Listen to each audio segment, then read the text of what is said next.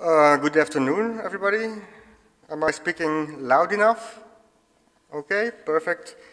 A warm welcome to all of you to this session about something else, namely the perception choice process, which is, of course, a very important element of situational action theory.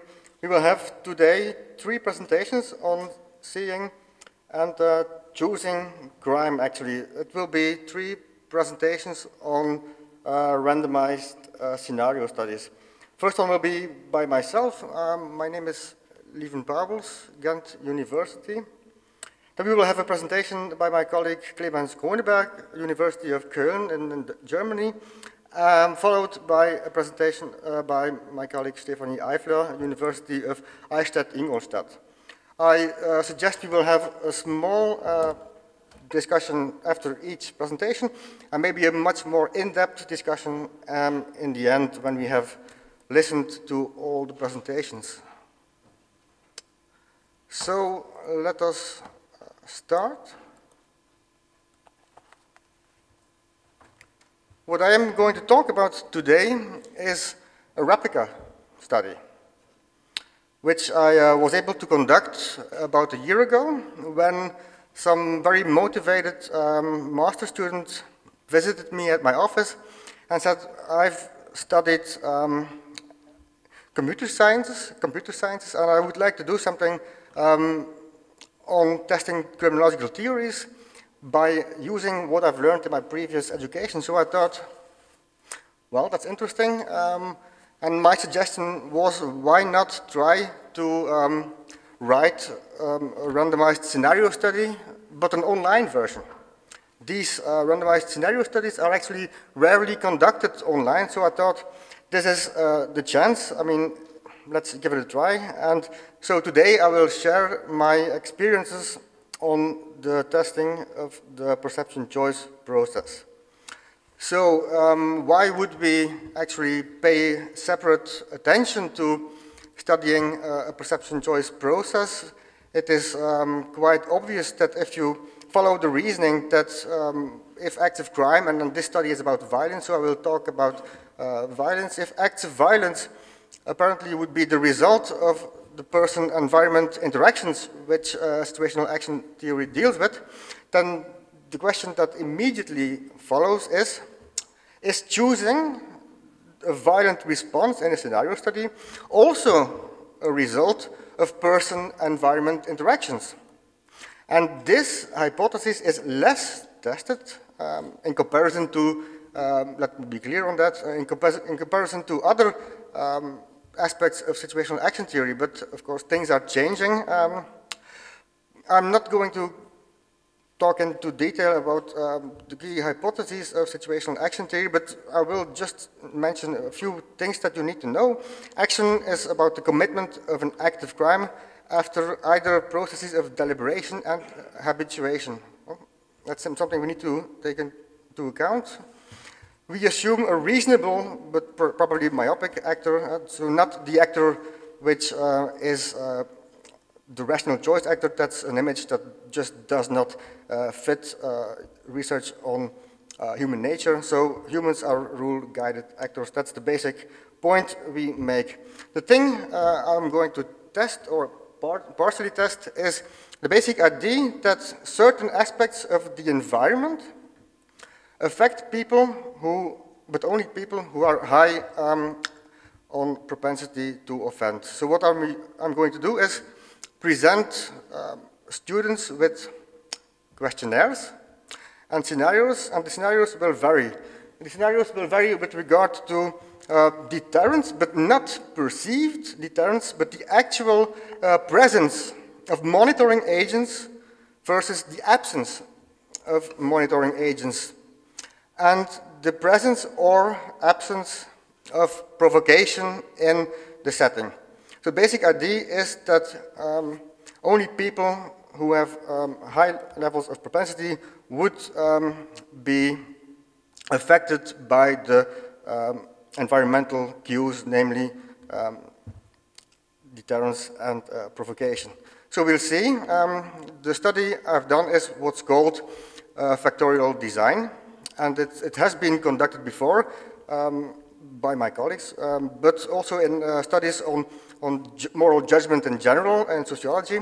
I think it's important, and I should state this here, that we need much more replica studies, because if you want to test theories, theories which are general theories, then you need to test them in several frameworks and in several settings just to be sure that the finding you have is not due to measurement error. If you have a general theory, it should be applicable in different countries. So my study partially contributes to mount on the findings of situational action theory.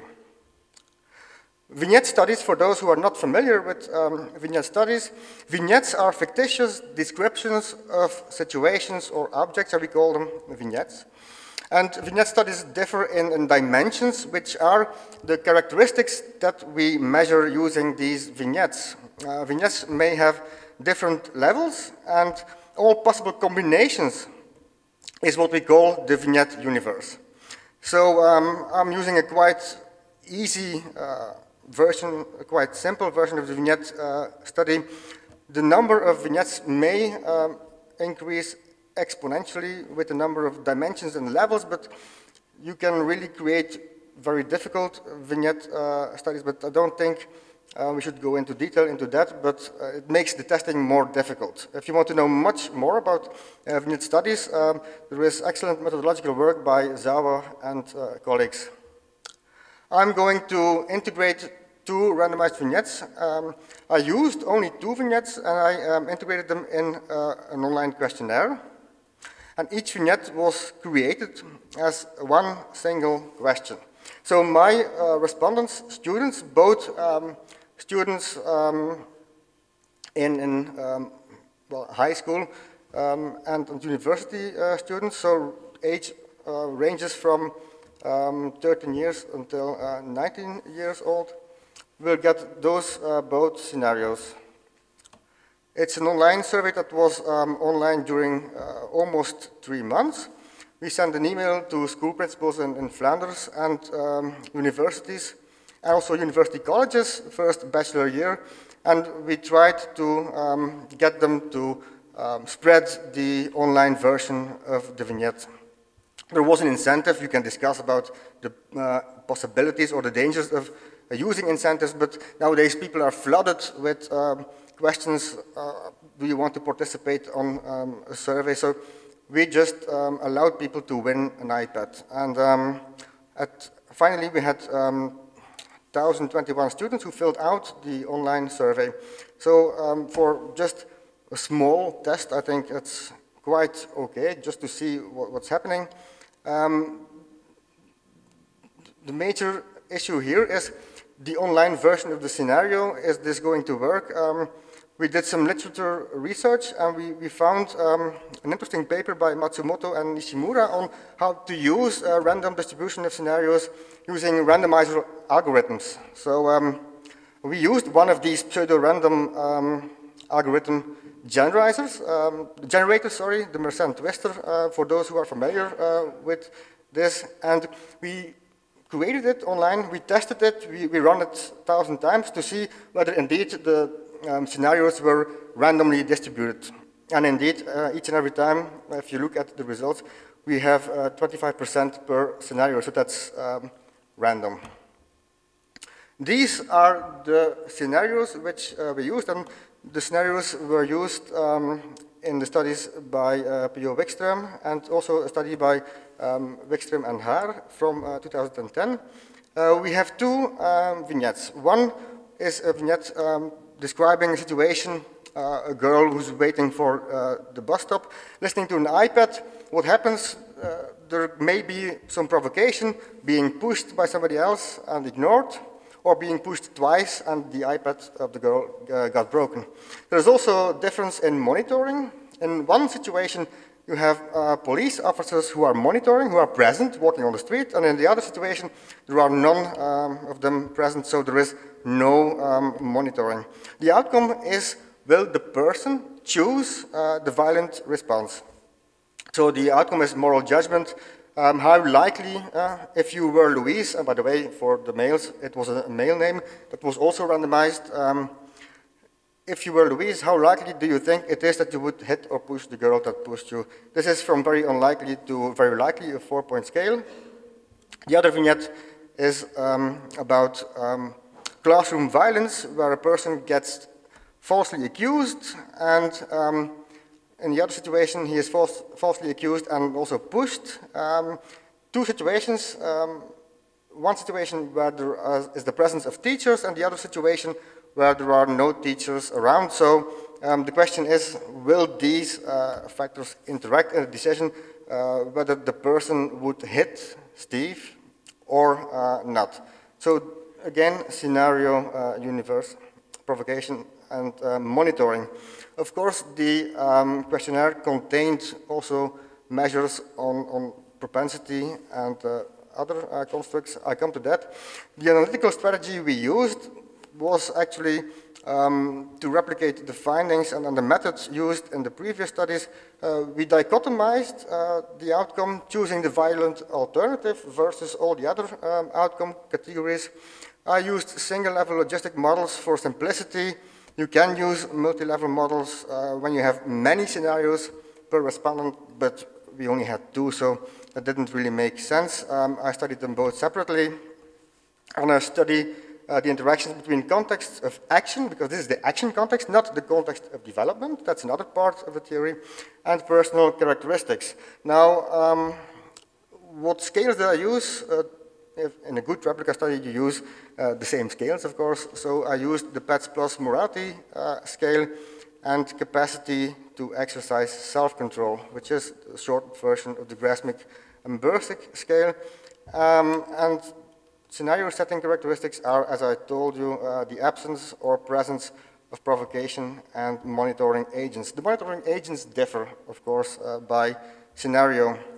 Just to prove you that in the final results, you can see that the randomization process worked. You can see the valid percentages. It's about 25% for each scenario. Now, one question is, of course, scenario responses. That may be an interesting study, but how do you actually know that there is some kind of validity in your scenario responses?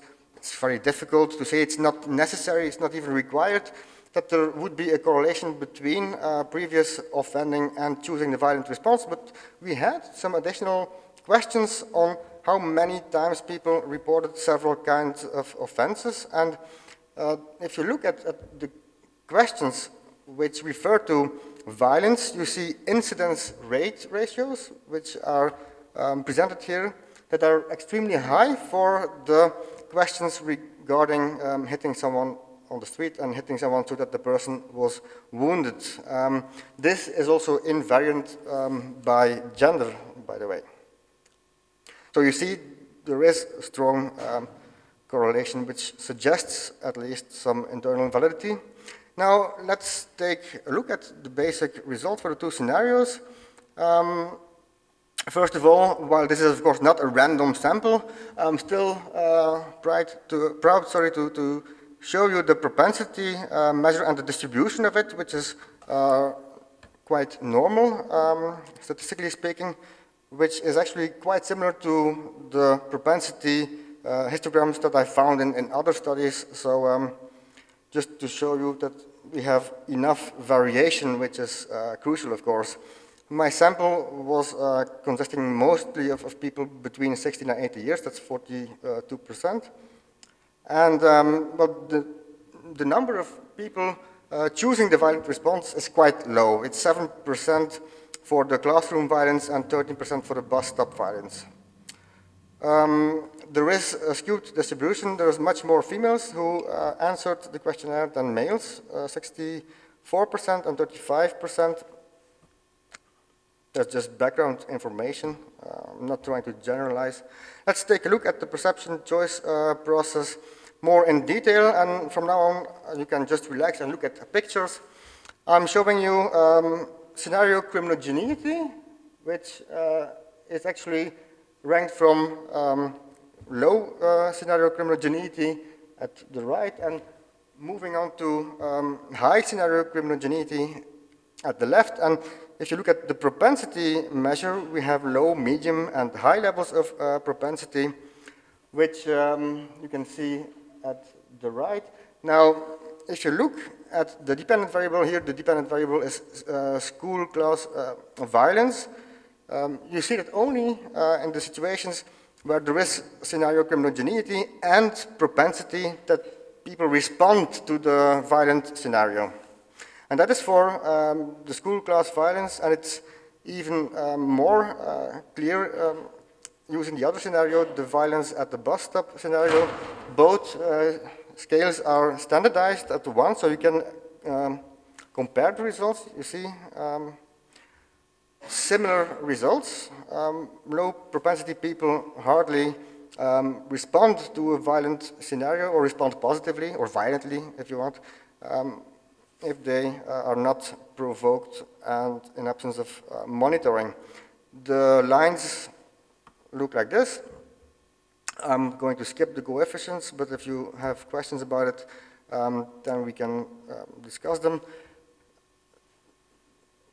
Before I stop my presentation, another interesting thing to show you how stable my findings are, I checked whether the interaction is stable across measures. The dependent variable remains the proportion using, the proportion reporting a violent response. Here we have overall propensity and exposure. Exposure is the traditional measure of the combination of delinquent peers and unstructured routines, which was used in earlier versions of the theory in the book by P.O. Wikström and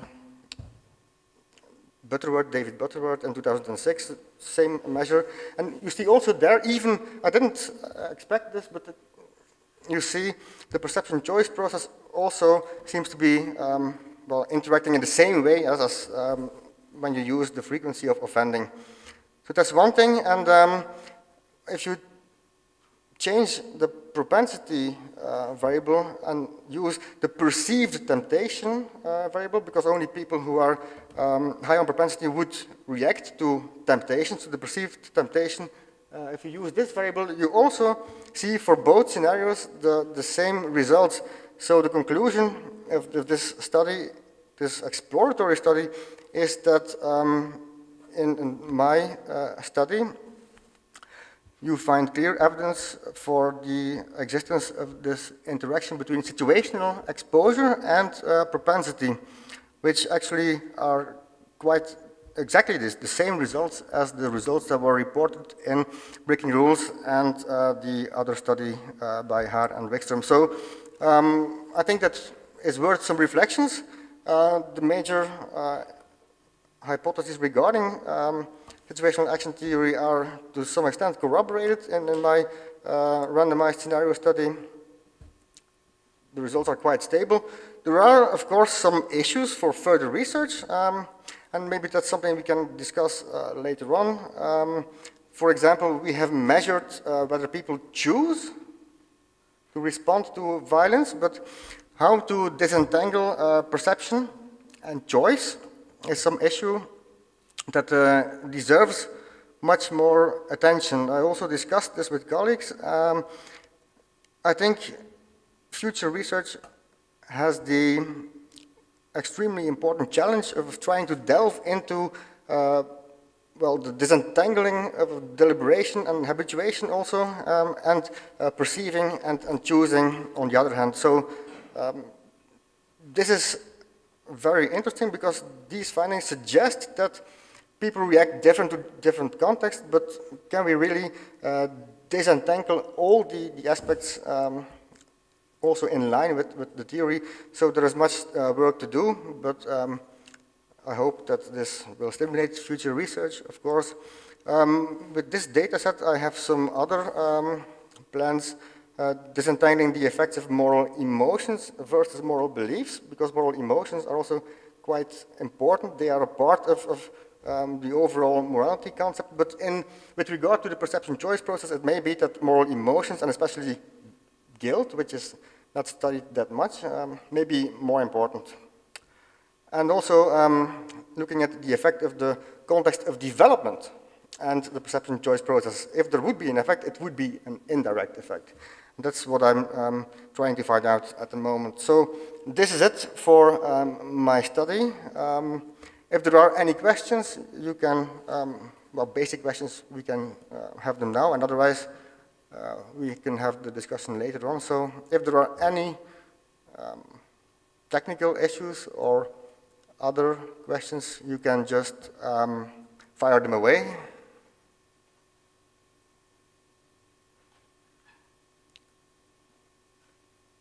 Okay, then, well, we will go over to the next presentation by Clemens Kroneberg. Clemens, the floor is yours. Thank you very much.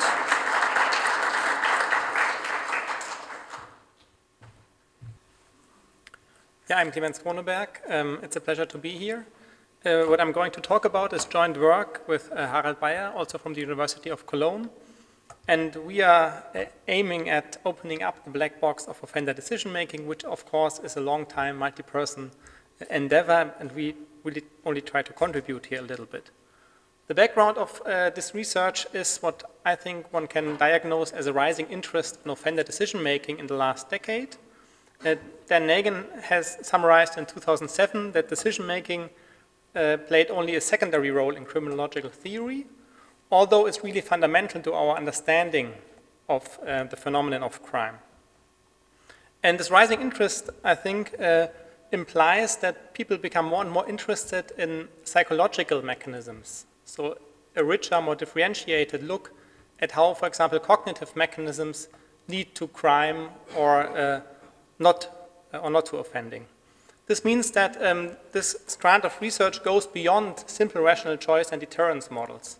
I don't think necessarily that rational choice theory is plainly wrong or unrealistic. The issue is, for me, rather that it is really not ambitious with regard to psychological realism.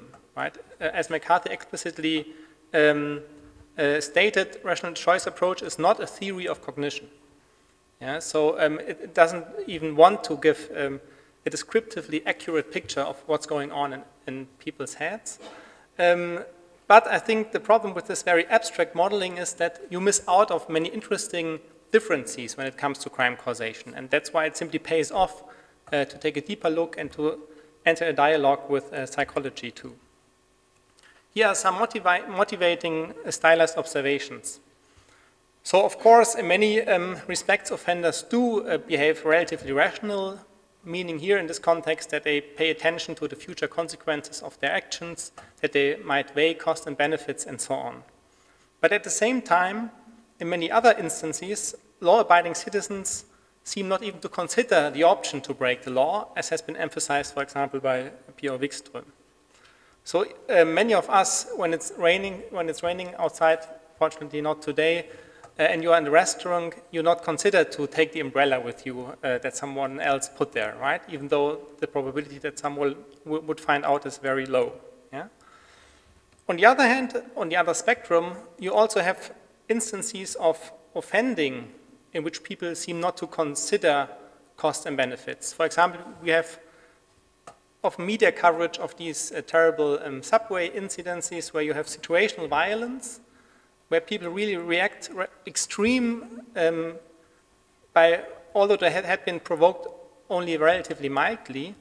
And this kind of situational violence seems to be very difficult to deter. Yeah? Symbolically, of course, you can raise the sentence length and so on, but it's unlikely that you will really have an impact on youth who act spontaneously in certain situations.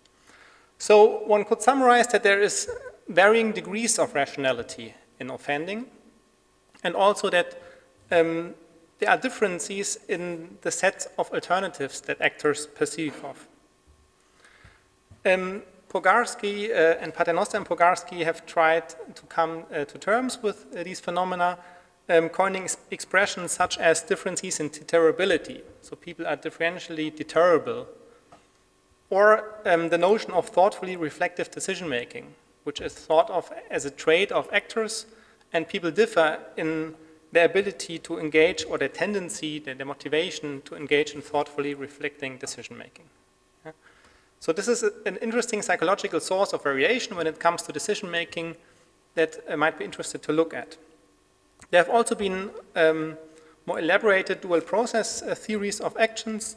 To one of them I've co-contributed, and the other famous one in criminology, of course, is SAT. And I will take SAT now as the starting point for my further thoughts here. So I don't think I have to go through this perception choice model stage by stage. I just want to highlight that what is really visible here is that there's this assumption that not all actors perceive of all kinds of alternatives all the time. Often people conform to the law, don't behave violently, for example, because they simply do not perceive of violence as an option. And the same goes for habitual offending in this pathway. So the assumption is there is variation in the set of perceived action alternatives. And the second assumption is that dual processes govern human behavior, which implies, among other things, that control, such as self-control or social control, deterrence, enter the picture only for a subset of actors in a subset of situations, namely when they start to deliberate on whether or not they should break a rule. In other circumstances, for other actors, control should not matter. This implies, for example, that self-control should become only relevant when morality is weak, because with strong morality, you basically follow the slower causal pathway.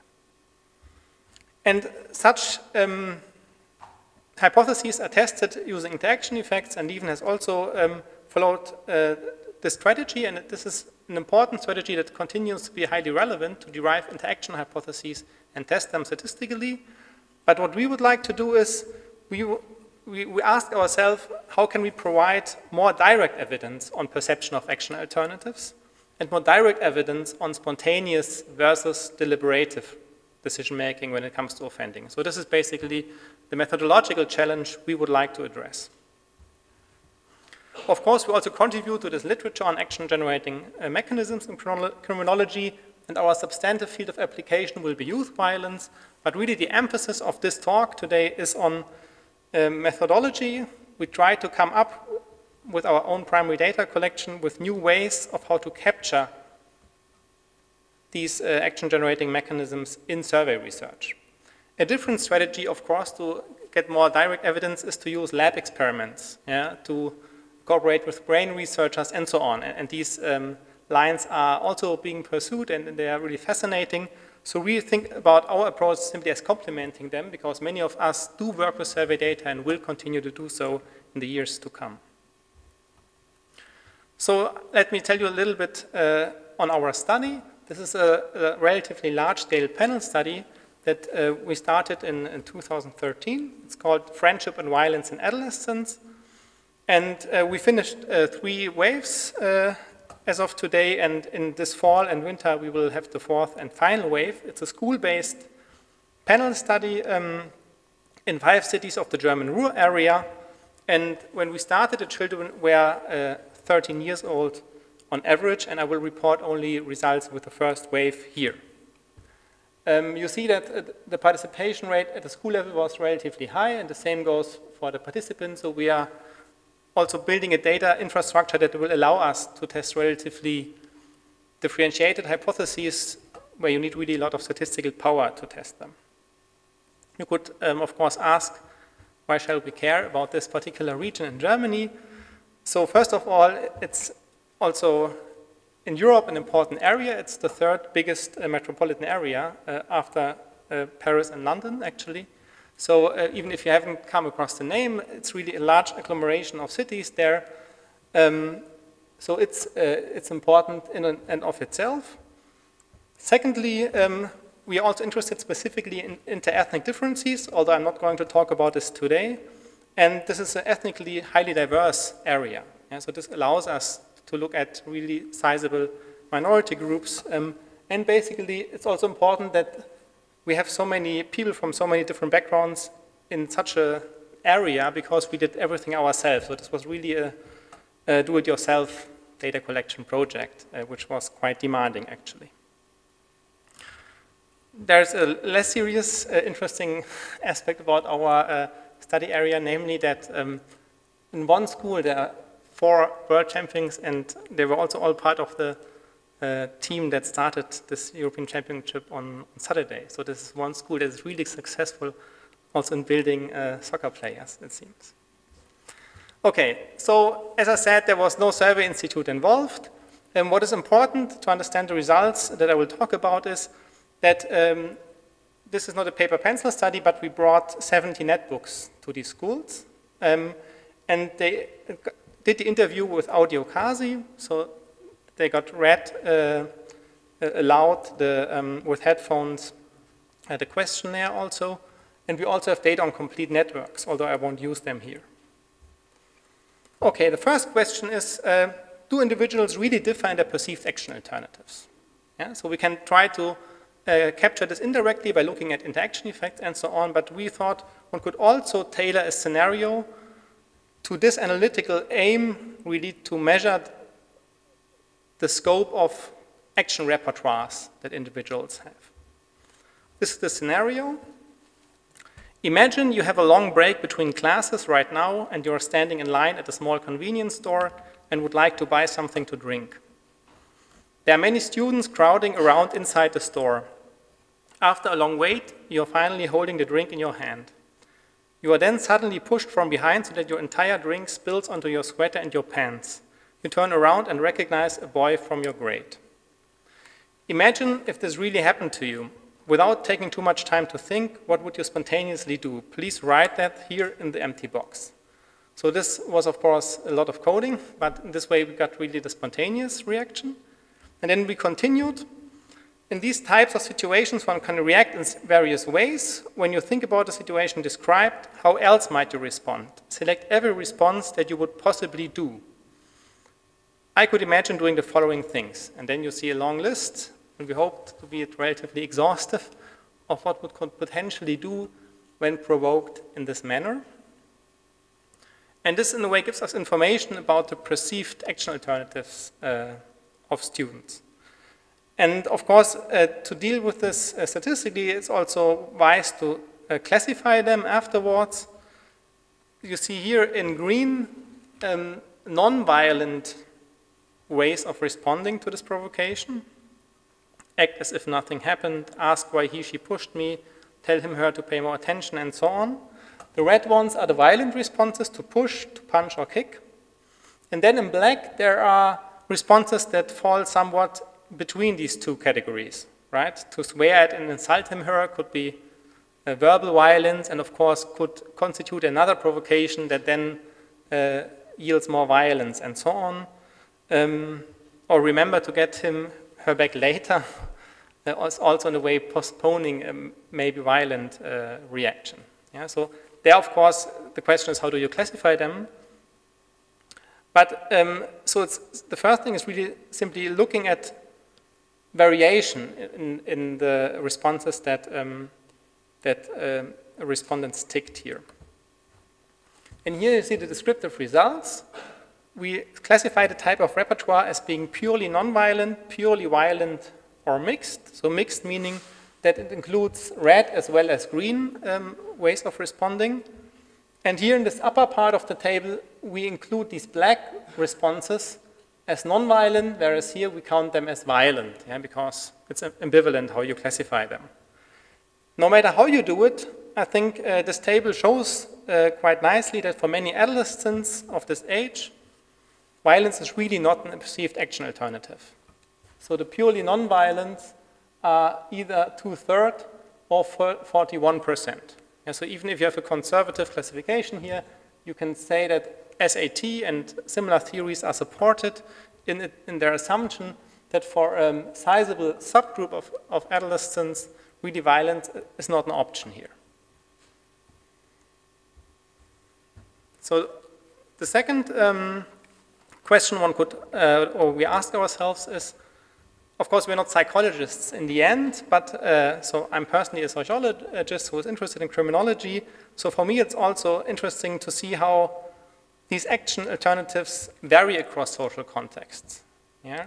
Is there a social imprint on your repertoires? Of course, cultural sociology and so on would assume that this is the case.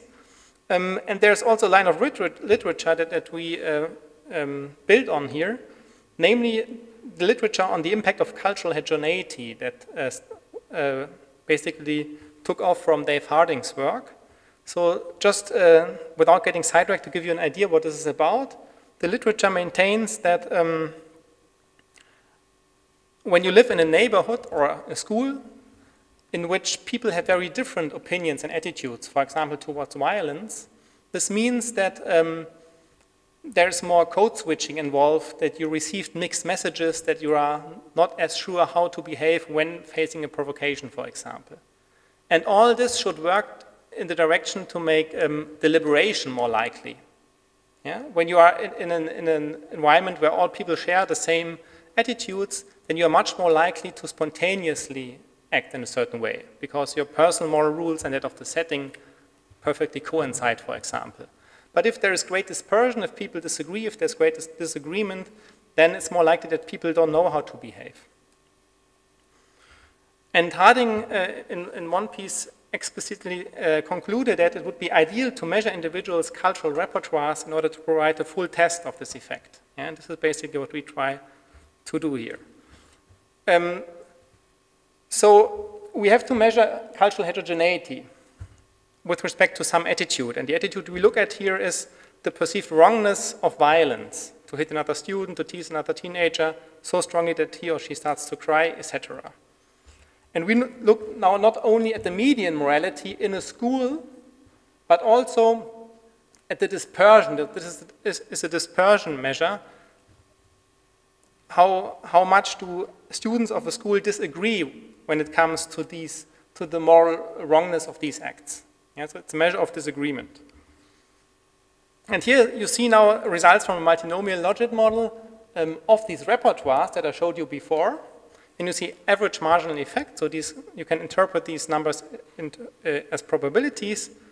You see, for example, that girls have a 10%, on average, have 10% lower probability to have a mixed repertoire, a lower probability to have a violent repertoire, but a much greater probability to have a completely non-violent repertoire, yeah, which is in line with previous research, of course.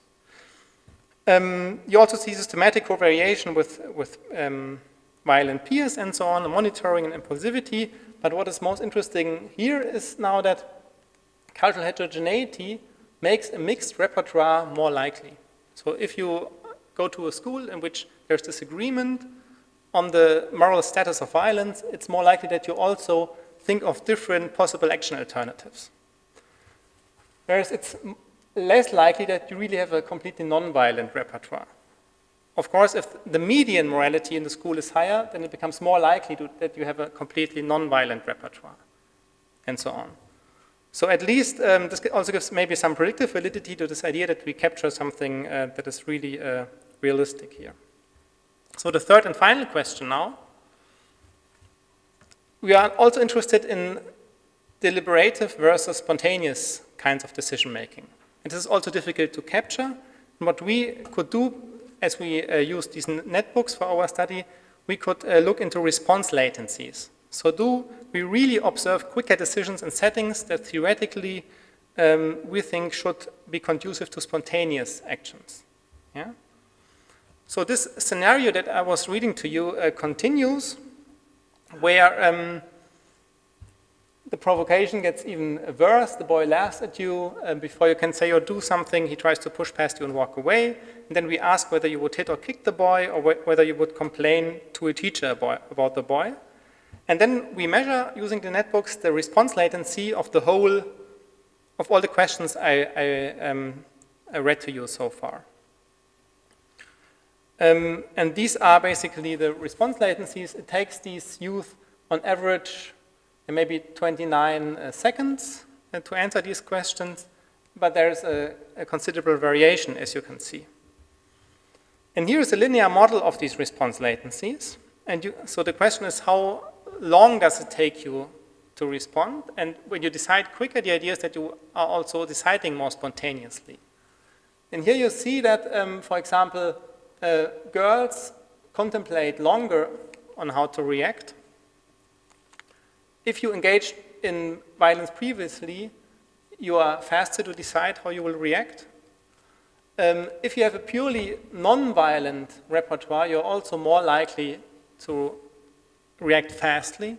And of course, we cannot check whether this is reacting in conformity to the repertoire. Of course, that's something one could look at now. Yeah? And if you look at the school level predictors, we also see the P is 0.06, that in settings in which there is greater disagreement, students need longer time to think about this, how to react, yeah? Which also yields more direct evidence for this idea of dual processes.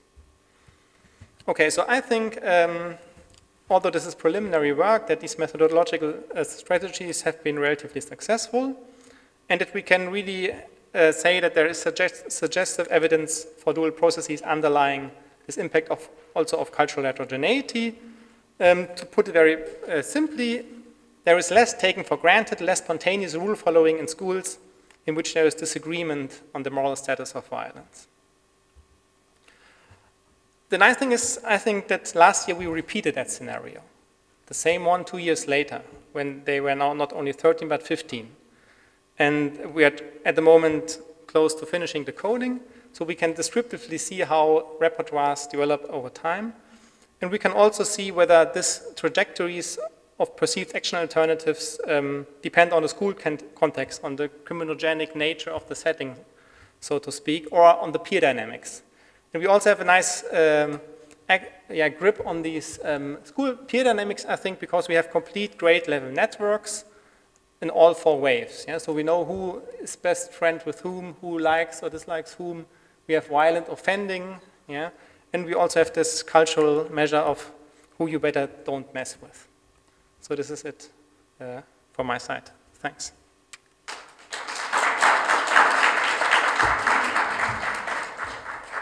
Thank you very much for this interesting and stimulating presentation and line of research. Are there any questions from the audience? Yes, please. The mic. Hi, thank you.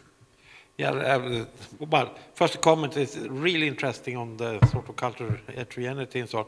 Is it correct that you only did the school, the heterogeneity in the school? Did I get that right? That's correct. Mm-hmm. Because you could extend that, I guess I was thinking if you have space-time budget, you can really extend that to have all social areas. Because the influences, I think this is a great thing, but you could actually extend it to include sort of all the other family school areas and so on you come in. So it's because measuring the moral context is probably one of the most an exposure to it.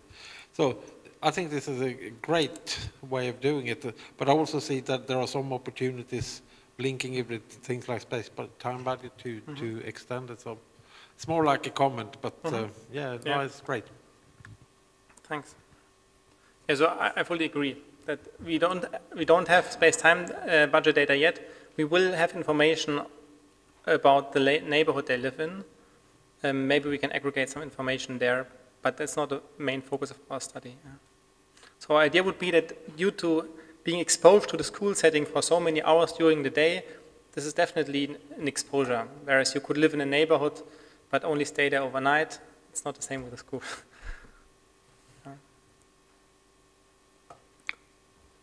Okay, thank you. Please. Just a minor question. It's really a technical question.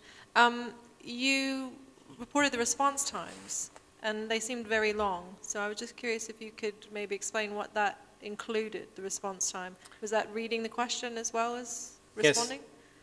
Yeah. Did you take into account differences in reading rate? Yeah, it's a very good question.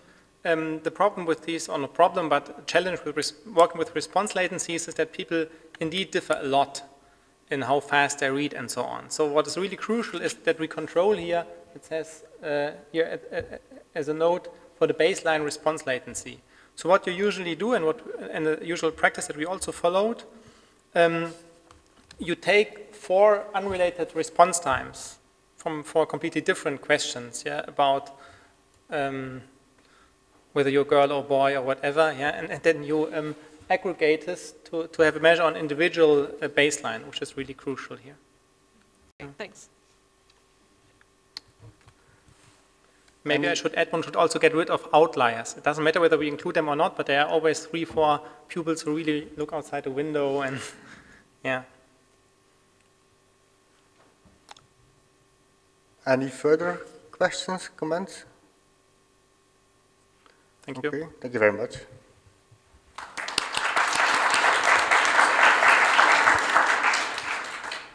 Can I give the floor to Stefanie for the last presentation of today? Okay, yeah, thank you very much. Hello and welcome to all of you. It's a pleasure for me to present the results of our recent research at this symposium. And this is the first result of a collaboration together with my research assistant Heinz Leitgeb, and we were interested in analyzing what was recently called the causes of the causes in SAT. So we were interested in analyzing the cultural background of the factors that influence the choice of crime or deviant behavior. And in particular, we are interested in the analysis of everyday crime, so which means that certain opportunities to behave or to act in a criminal way arise within the routines of everyday life, and the question is then whether situations like these, or so-called opportunities, lead to a criminal response or not. And my presentation is structured as follows. I will first go into the theory and recapitulate some ideas on the so-called perception choice process with applications to everyday crime. The second part of the presentation will go into the methodology, where we try to use on the one hand situational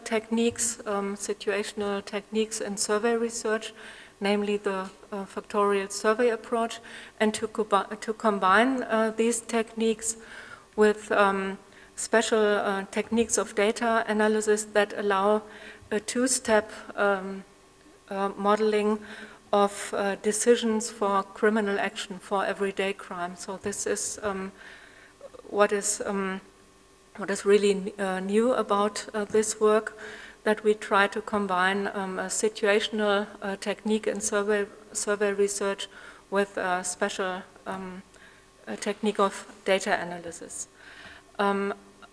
We will apply this technique for the first time in on data from one of my recent projects that some of you might already know.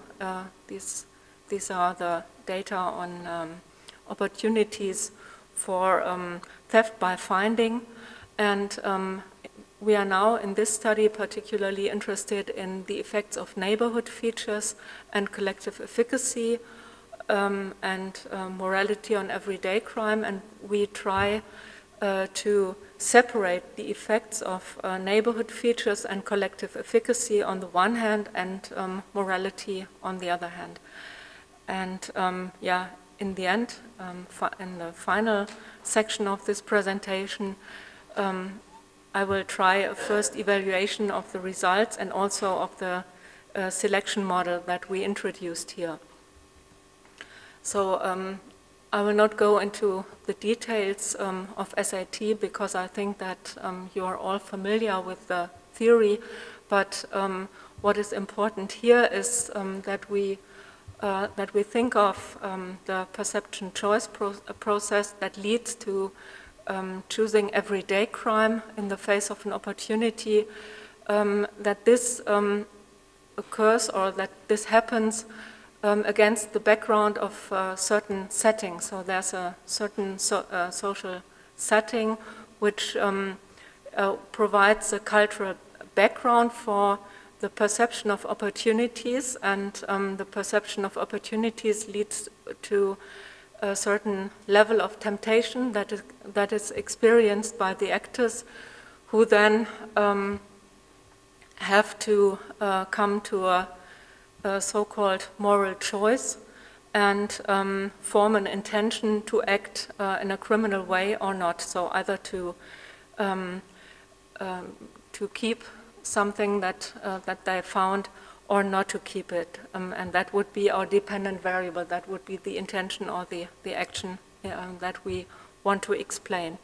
And so we are interested in the social mechanisms, in the action formation mechanisms that operate from the beginning of this process in a certain setting, which forms the cultural background of perceiving opportunities and of experiencing a certain level of temptation, and then by means of this action formation mechanism, we want to explain why certain actors are not deterred in the face of an opportunity and rather choose a criminal option. So the action formation mechanism would be or would include two stages, so to speak. So one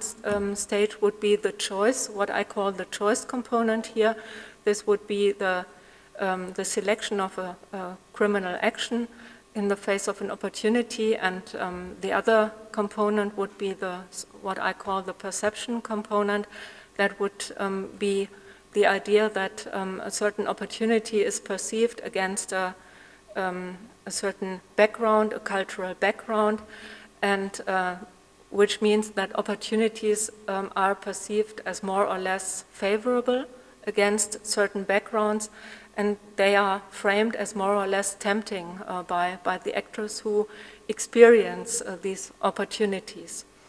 And we try to take up an idea that was mentioned in the most recent book on SAT, the analysis of the so-called causes of the causes, so that that experiencing opportunities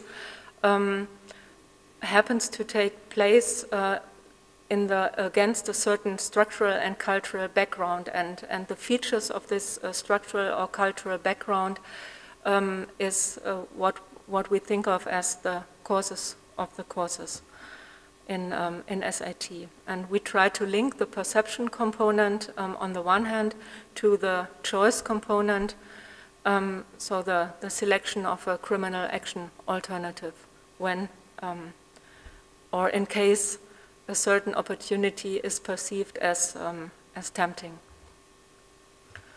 So the idea is that the perception of an opportunity takes place against a certain cultural background and initiates the action process subsequently as a consequence. And we use the ideas of the Chicago School tradition in order to specify which are the relevant features of this cultural background. And so we mainly analyze neighborhood features and think that the features of neighborhoods in which people live and spend most of their daily activities is relevant for the perception of an opportunity as more or less tempting. And there are several studies also in the SAT tradition that also take up the idea that social disadvantage of neighborhoods forms a cultural background for crime. And there is one study by Sampson and Wikström, for example, where they analyze influences of economic disadvantage of neighborhoods or the proportion of single-parent families, and the proportion of households who receive public assistance. And in a most recent study, also Wikström and Treiber take up the idea that social disadvantage forms a certain background for criminal behavior to emerge. So in particular, what we found interesting was the idea that that areas where certain neighborhood features are present, particularly areas with strong collective efficacy, and this is from Wikström and Treiber in their most recent article. Areas with strong collective efficacy maintain and effectively enforce shared norms, while areas with poor collective efficacy are characterized by inconsistent norms and an inability to informally monitor and shape the conduct of area users. And the idea would be here that if opportunities or if certain situations like the opportunity to keep money found, for example,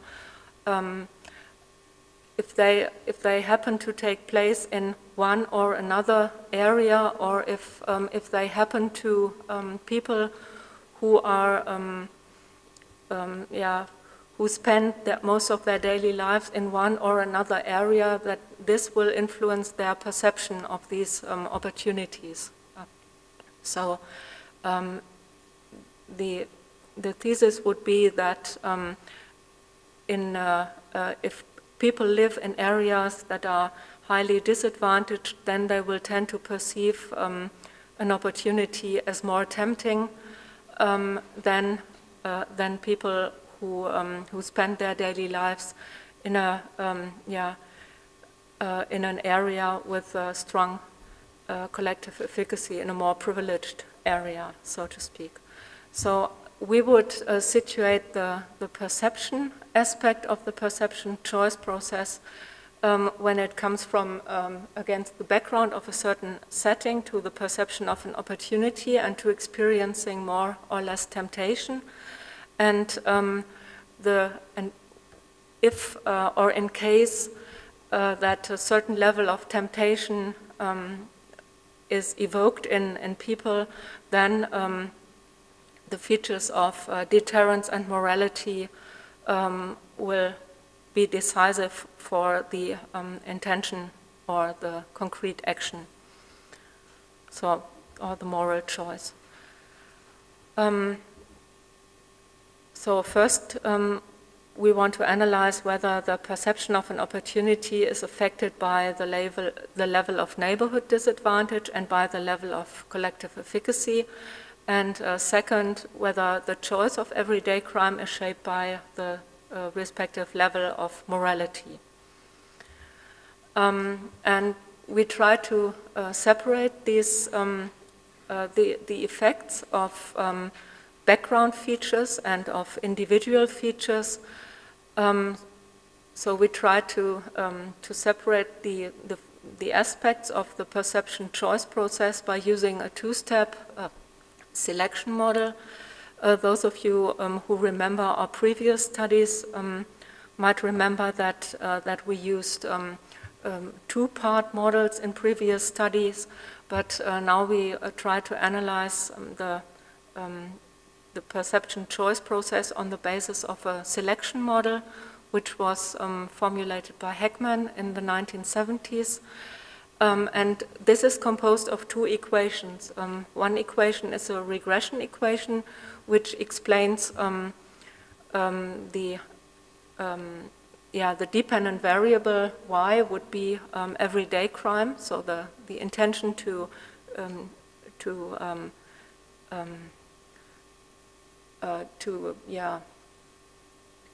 keep something, money found in this in our study.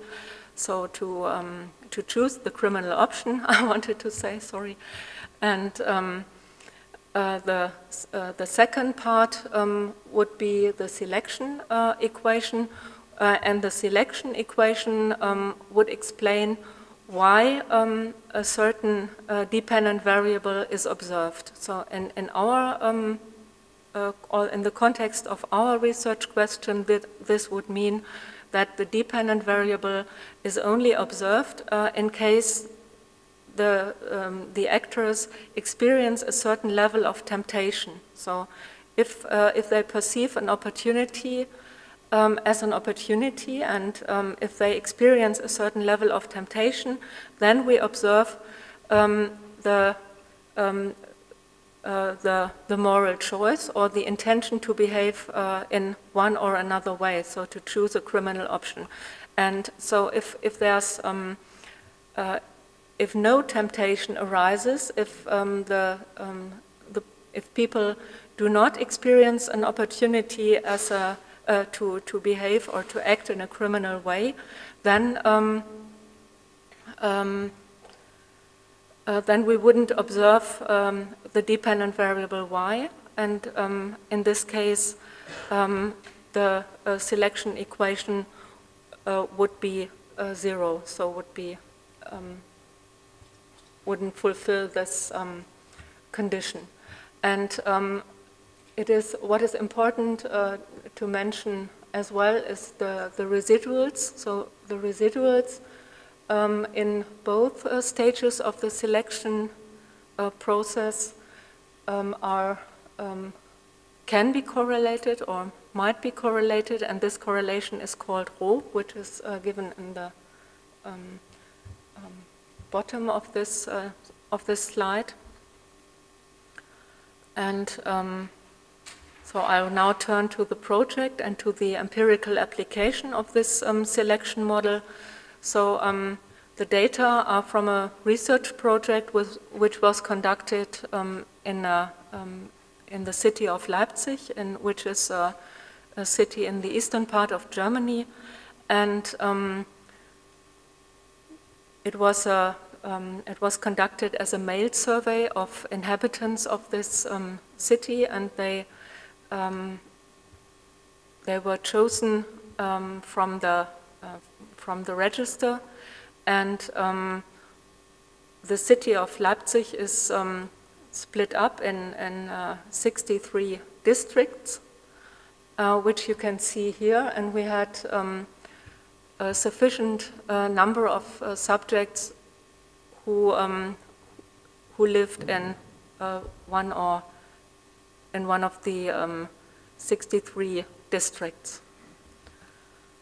The variables that are assumed to affect the perception of a situation as an opportunity and to result in a certain level of temptation were taken from the so-called Leipzig information system, which is a collection of official data on the district level, on the level of the 63 districts of Leipzig.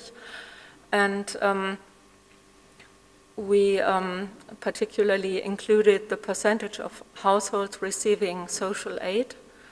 And we also ran models with variables like the proportion of single parent families and the percentage of households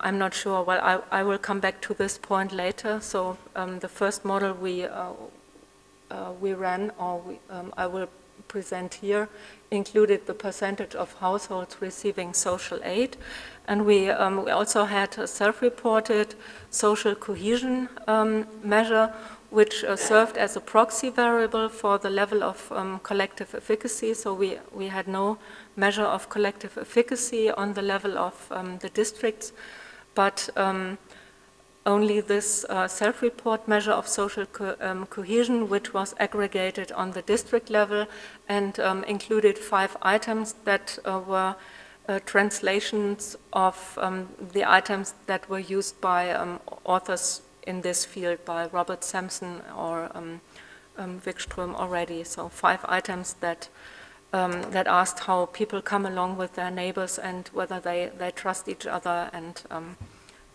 So you might be familiar with that. And in the and within the framework of the survey, we also used a factorial survey approach, but in a different way than Lieven, for example, did in his study. So we had a 2x2 between subjects design, and which means that one respondent only received one vignette at one point in time, or at the within the questionnaire. And what is interesting, and I should not forget to mention that, is that with regard to this situation, we didn't have any variation in the responses of our subjects to this situation, which is a situation where an opportunity for theft by finding is presented. There's no variance according to the district level. So in multi-level terminology, this would be the level 2. So this is why I wouldn't, why we didn't analyze the data using multi-level procedures, because there was no level 2 variance that we could have explained. And the survey was conducted as a mail survey according to the total design method, and we analyzed, or we surveyed a random sample of 2,300, about 2,300 inhabitants of Leipzig, and they were randomized to one version of the factorial survey, to one version of this 2x2 between subjects design. We included the morality measure, which comprised 3 items: attitudes towards or belief in moral norms, or in legal codes. And also a self-control measure, which was a German version, or a short German version of the Grasmick scale, and they all had sufficient internal consistencies. And as a dependent variable, we used the likelihood of theft by finding in %, which was coded 0 in case of no temptation. So this was important for the Heckman selection model, that we had to predict the case of no temptation by the selection part of the equation of the model, so the selection equation. So you estimate two equations, which are and the results are presented here. So the most interesting thing is in the bottom of this table.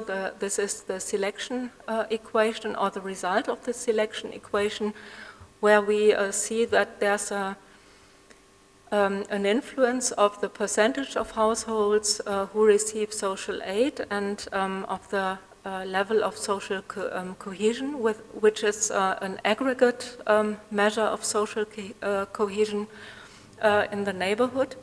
And so these two variables would explain why temptation is experienced by the subjects against a certain background, and this is the second part of the equation, which would explain why in the case of temptation, a criminal option would be chosen by the respondents.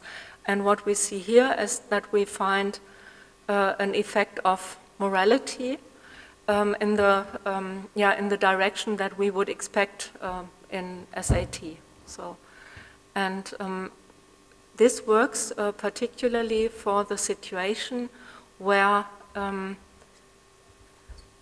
100 euro banknote is found, and when the subjects are informed that they are asked to imagine that they are unsure whether other pedestrians might have noticed the incidents. So in a situation where a certain level of deterrence had to be experienced by the subjects. Of course, we never know whether they really experience or whether they really feel deterred, but this, I think, is another problem.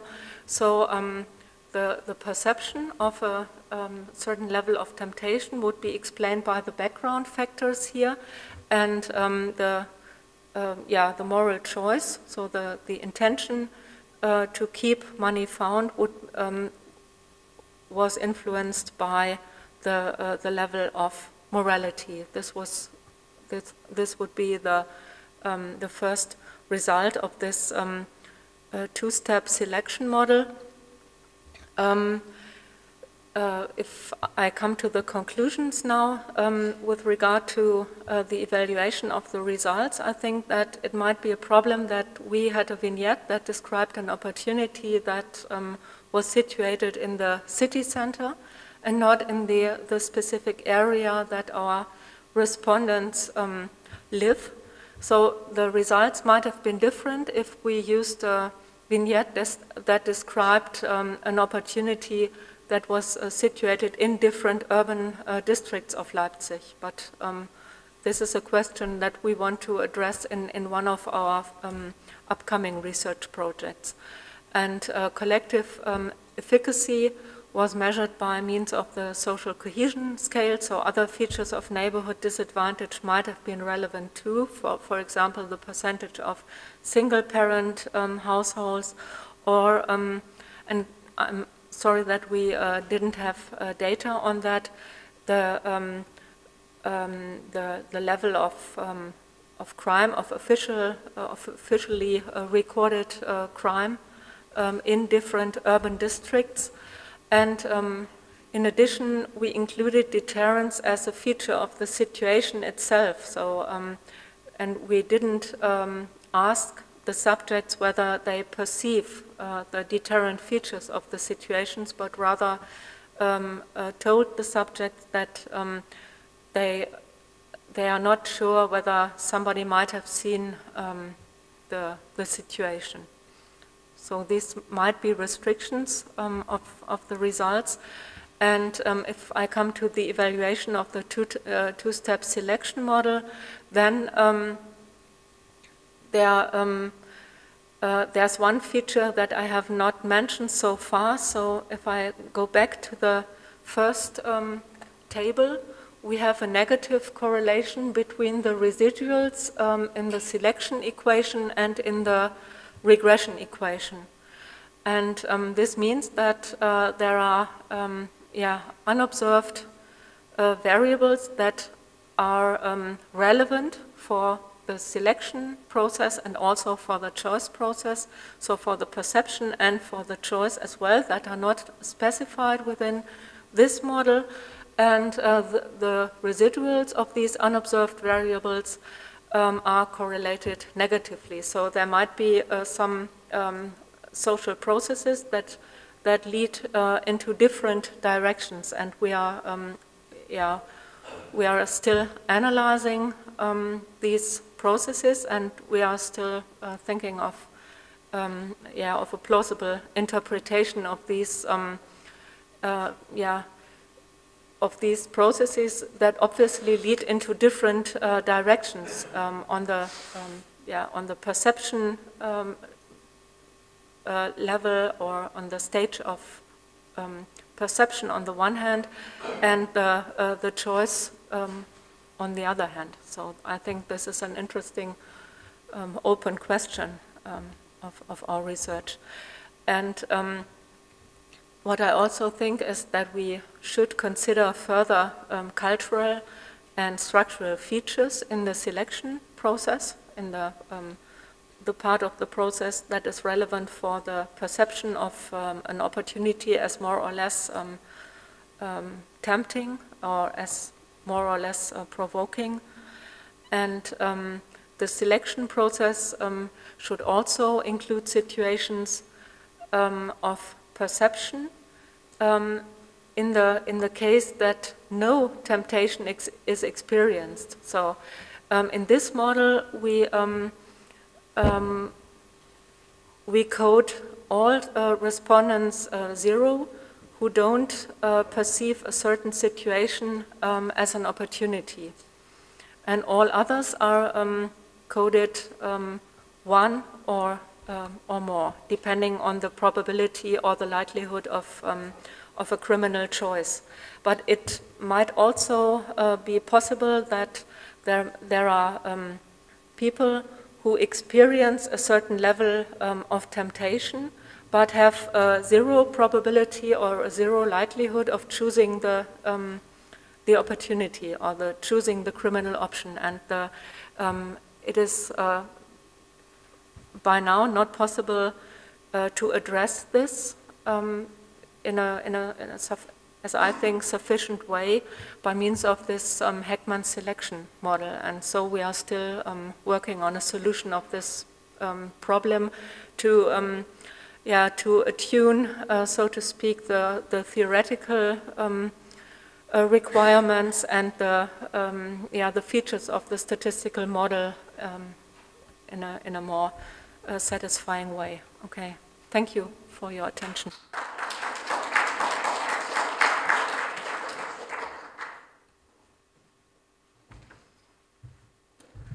Thank you for this very interesting presentation. Are there any questions from the audience? There's a question over there.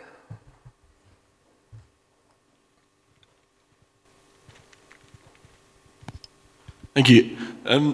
Just a really basic question. So I think I might have just missed it. What was the nature of their responses to the vignette? Like, in what form did you get them? It seemed like they were almost answering a percentage likelihood. Yes, it was a standardized question, and the subjects were asked to report the likelihood of keeping money found. Okay, and yes. If they reported the likelihood as 0, the assumption is they're not perceiving this as an opportunity. Yes. So but in fact there were two items. So there was one item which asked whether the subjects experience temptation. So and this was a dichotomous response format. So either they experienced a temptation or not. And those who didn't experience temptation were coded as 0 in subsequent analyses. Yep. And those who experienced temptation received a certain value of the likelihood of choosing the criminal option.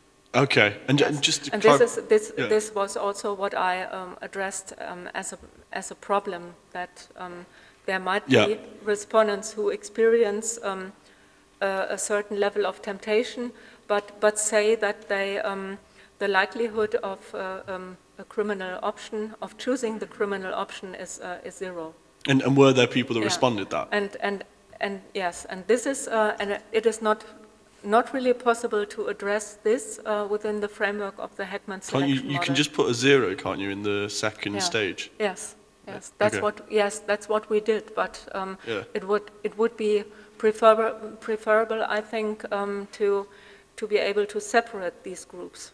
So 0 now means that either they don't experience temptation, and that they experience temptation but report a 0 likelihood. And I think it is theoretically a difference. Yeah, so, it is. And we are still working on how to model this difference, so that somebody might say, oh, that's an interesting opportunity to keep something that doesn't belong to me, and that he reports a likelihood of 0 actually to do that. And I think one should be able to model both groups separately, and in this model they are coded with 0 and belong to one group of respondents. I thought you could, though, within the Heckman model you can code them differently. But anyway, No. Okay. So in the selection, you have the selection equation, and the selection equation would mean that So- you have yeah. certain predictors for that explain why the dependent variable is observed, or whether it is 0. And 0 can be both. I understand what you're saying. Anyway, yeah. Okay. Thank you. Okay, we have another question by Clemens.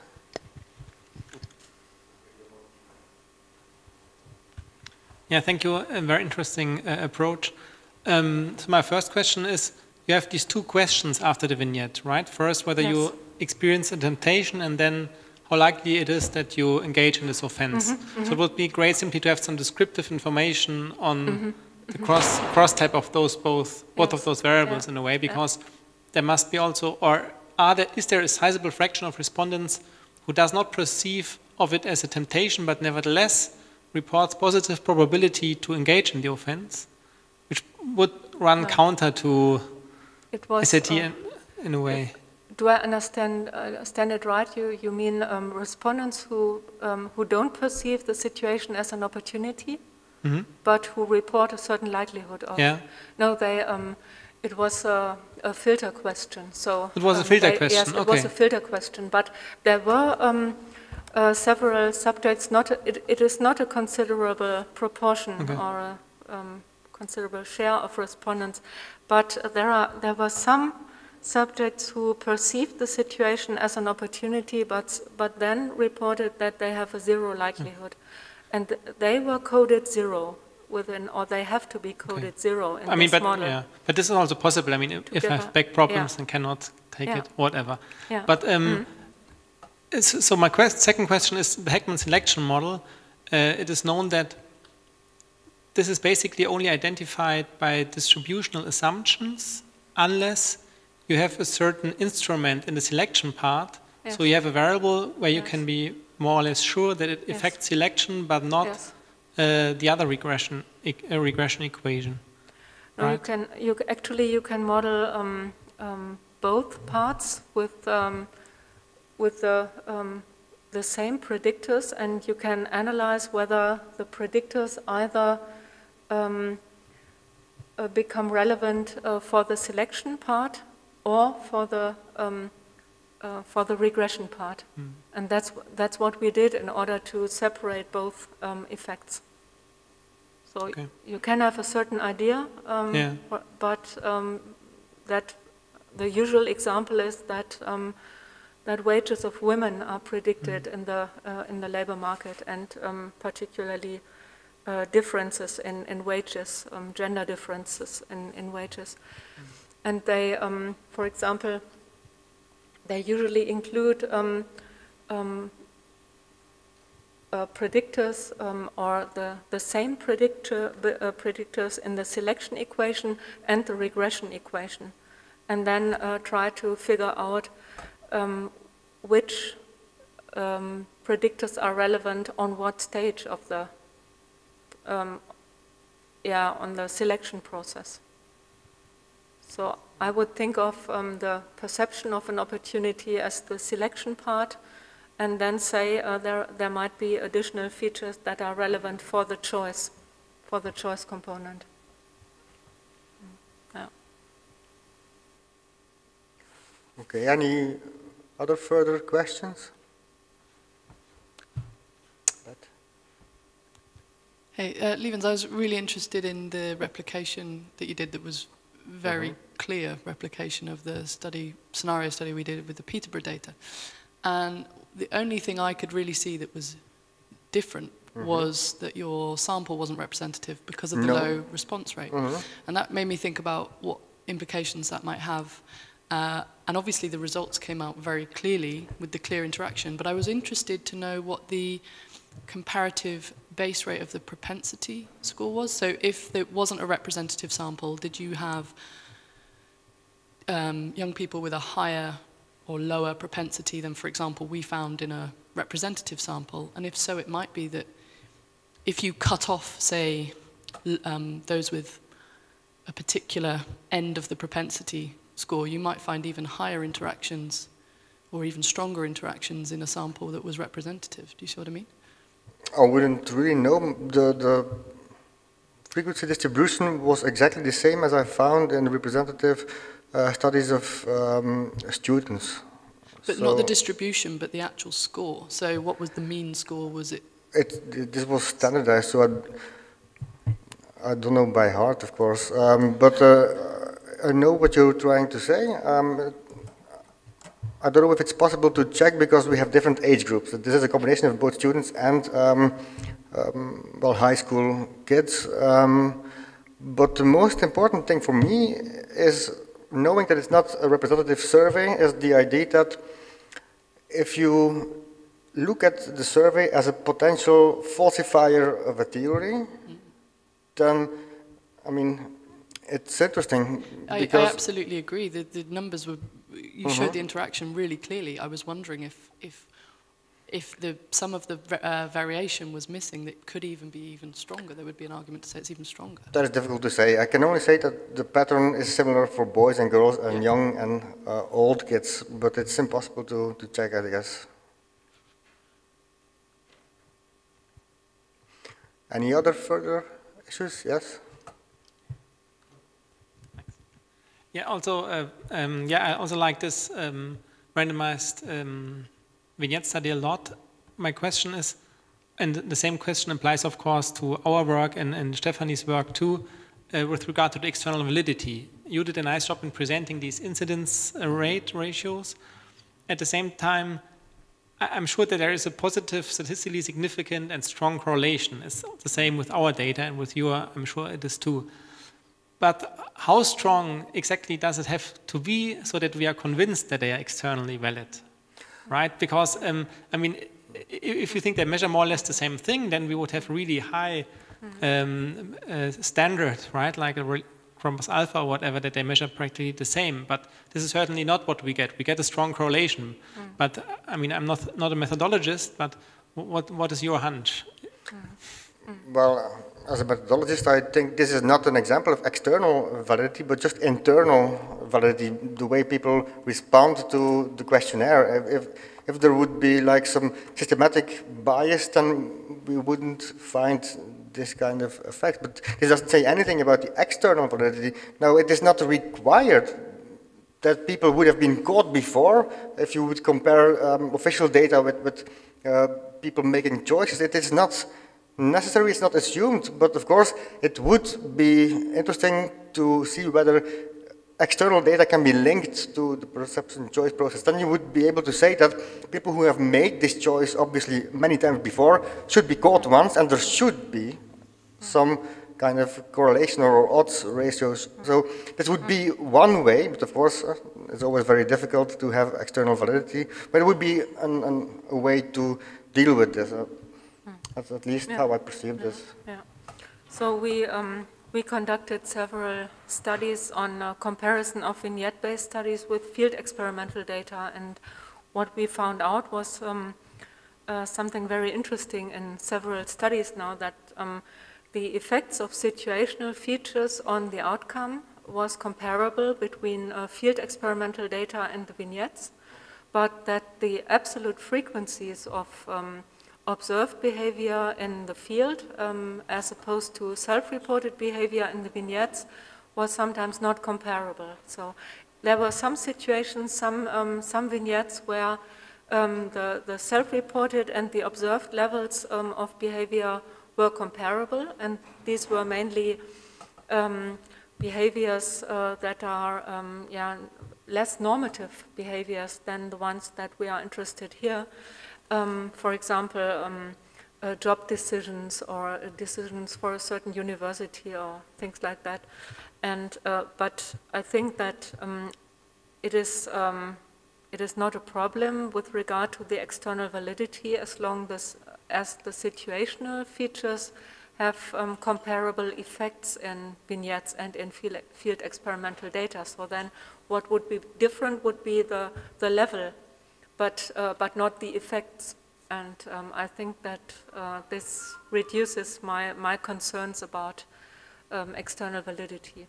And I reported on a study on that in 2010 and methodology where I analyzed the lost letter technique on a field experimental basis and on a vignette basis.